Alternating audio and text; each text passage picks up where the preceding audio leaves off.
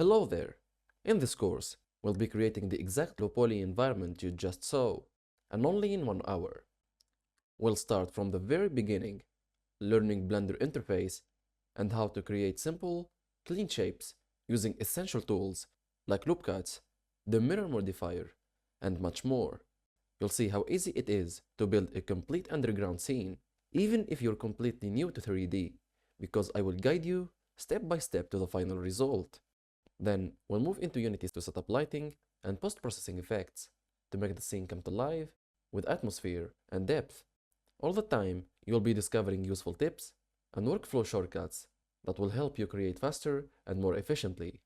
Also, I will be adding new bonus content, and I'd love to hear your suggestions for what you'd like to see next.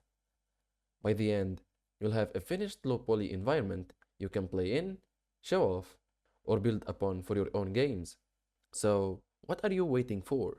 Enroll now and join me in this course.